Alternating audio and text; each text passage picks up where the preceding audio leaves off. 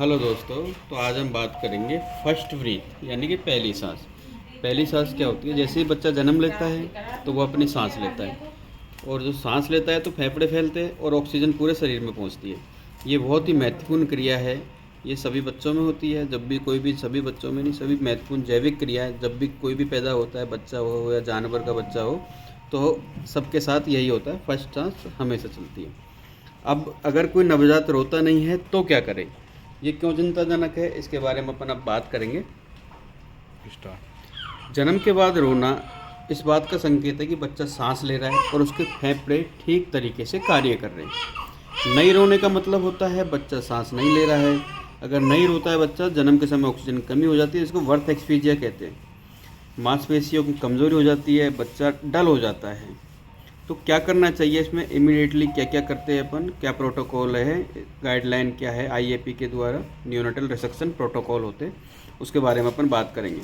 सबसे पहले क्या करना है, बच्चे को सुखाए और गर्म रखें, क्योंकि बच्चा माँ के पेट से आता है, बच्चा पानी के अंदर होता है, तो पूरा बच्चा गीला होता है। तो उसको तुरंत अपन को सीट से या फिर गोज पीस से बच्चे को पूरे को सुखाना है, ताकि बच्चा गर्म हो जाए। इस तरीके से आपको पूरे बच्चे को पहले सर को क्लीन करना है। सबसे पहले पूरे सर को अपन को क्लीन करना है, फिर मुंह को, फिर बाद में हाथ पैर और बाकी शरीर को अपन को, उसको पूरा जो भी जहाँ भी बच्चा गीला लग रहा है आपको वो पूरा क्लीन करना है।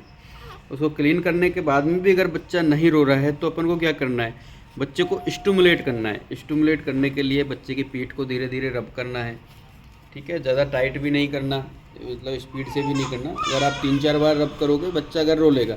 अगर फिर भी बच्चा सांस नहीं ले रहा है, पैरों पे आपको थपथपाना है, पैरों पे थपथपाना है ना। अगर पैरों पे थपथपाने के बाद भी बच्चा नहीं रो रहा है, अगर बच्चा फिर भी नहीं रोता है और सांस नहीं लेता है, तो शिशु को नियोनेटल रिसेक्शन की आवश्यकता होती है।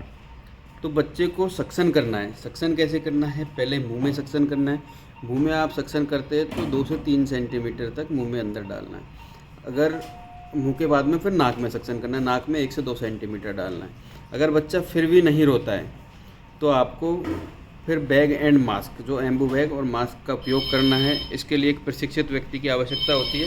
ये एक नर्सिंग कर्मी ही कर सकता है जो नियोनेटल रिसेक्शन प्रोग्राम जिसने किया हुआ हो, एंड तो इसकी ज़रूरत है। इसके लिए ज़रूरत हो तो ऑक्सीजन और चेस्ट कंप्रेशन भी आपको दिया जा सकता है ना। इस तरीक़ा से आपको एम्बू करना है। चेस्ट कंप्रेशन की आवश्यकता हो सकती है अगर बच्चा फिर भी नहीं रो रहा है तो, या हार्ट रेट नहीं चल रही है तो।